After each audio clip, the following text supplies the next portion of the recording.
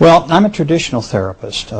Initially, I worked not in past life regression or in any of the things that I do today. Primarily, I was working in behavior modification and working with people who had problems with sleeping and with depression, this sort of thing. In time, people would come to me and ask, well, since you are working in hypnosis, is it possible that you could take me into a past life? And I was very imperious in those days. I said, no, I don't do those kinds of things. I'm terribly sorry, but I'm very traditional in my academic orientation, and you would have to go to somebody else for that kind of thing.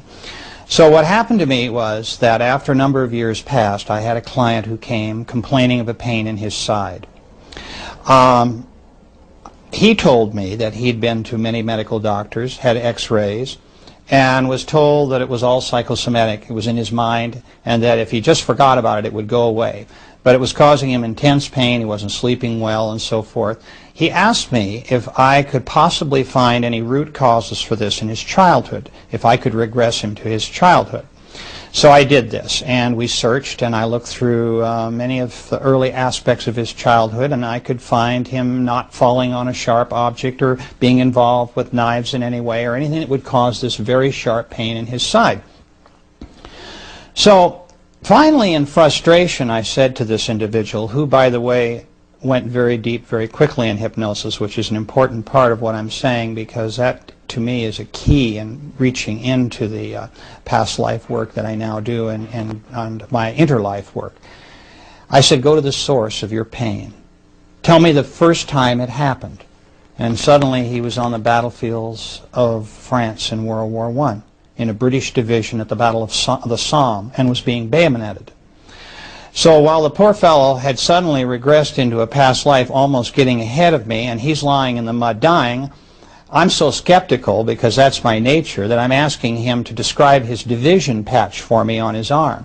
What battle is this, I asked. Where are we? Who are you fighting? Because I'm not satisfied that this is really happening to me. So he described all these things very accurately, and since I am an amateur historian, I knew he was accurate. And so I realized that I'd had my first past life case, and I worked in desensitizing him just as I would have done if he'd have been a 6-year-old child who'd speared himself in the kitchen, for instance, while his mother wasn't there. So from that case, I realized that that past life regression was very real. I was still somewhat skeptical. I did a lot more experimenting, of course, and working with people, and a lot more time passed. And then what happened to me was another case, almost by accident. A lady came to me who complained of loneliness and isolation in society, and she felt that she was not really a part of this world, that she just felt so disoriented with the life that she was living and the people that were around her. She was thinking of suicide. And so again, I worked with this lady as I had done with this man, but not in past life work. We talked about a lot of childhood issues. I put her in hypnosis. We worked a lot with her early life and so forth, and really didn't come up with anything. So like with the man I just spoke about, I asked this lady, go to the source of your loneliness and lack of companionship. And again, she was very somnambulistic. She went very deep very quickly. She was a very good hypnosis subject. And she said, I see them all right now, my companions, they're here in front of me. And I thought, you know, what are we talking about here? Is this a bridge group? Who are these people? And she's staring at my office wall with a glazed look, and she sort of, her eyes are fluttering, and she's saying to me, no, these are my spiritual soulmates, and there are 8 of them, and she described who they are. And I couldn't believe this. There just chills went up and down my spine, that I was talking to someone who was talking about a life between lives. And this is an area of which I had no experience and I'd read no books on. There weren't many books even touching on the subject. So from that case, I began to really research the area between lives. And I soon, as time went on, my practice, I changed it to working basically with people who want to know about their immortality. People who now come to me who are interested in finding out who they really are, who their soulmates are, what their spirit group is like, why they are here on earth, and so forth. To me, these are the profound questions in life, and the psychological benefits that come from people knowing these points, these issues in their life, empower them in a way that they had not had before. And so that's essentially how I came to work in the area that I do today.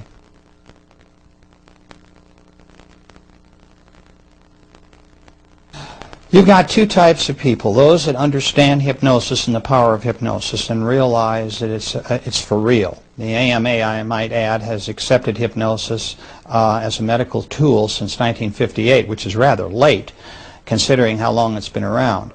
But the point I want to make is that people do not hallucinate in hypnosis.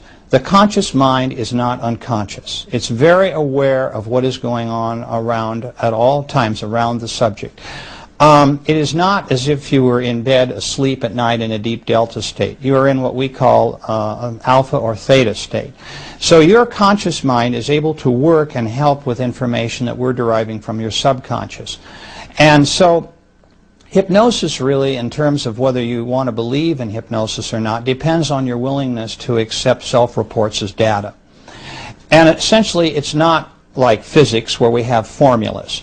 In terms of scientific proof, one could argue that's not possible.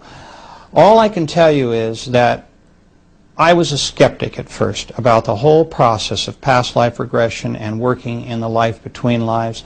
And what convinced me that it was real and that my patients were telling me everything that had actually happened to them in the past was their consistency of their reports. It didn't matter whether someone came to me who was deeply religious or an atheist or any philosophical persuasion in between. Once I had them in deep hypnosis, they all told me the same thing about the spirit world and about their life between lives.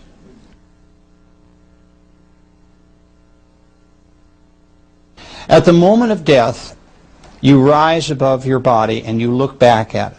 Now, there have been a lot of near-death experience reports. There have been books written about near-death experiences, and certainly people who have gone through this have appeared on television and radio and have described to the public in many forums how they felt and what they experienced. But you have to keep in mind that in a near-death experience, we're talking about someone who is clinically dead only for a few minutes, so they wouldn't be around to tell what they experienced. In my case, I have a client in hypnosis for some 3 hours, questioning him about these things. They're also in a relaxed state. They're not undergoing any body trauma. So they're able to tell me in a very clear and forthright way everything that happened to them. Now, let me explain that there are two types of souls. There are the more advanced type and there are the beginner type souls. There are really a few more types, but I'll just talk about these essentially. The beginner soul, that is the person who has not lived all that many lives, sometimes has difficulty separating from their body. And not that they're not released at the moment of death, but they hang around. They want to go to their funerals, and we're so vain. You know, these people will describe how they want to find out who's coming to their funeral, who's bringing flowers, how much respect is their body being shown, you know, being cremated or being put into the ground or what have you.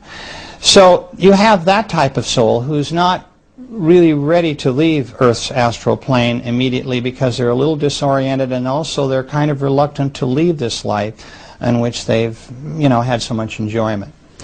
Then you have the second major type, which are those souls who've been around a long time and they're very experienced. They usually leave very quickly.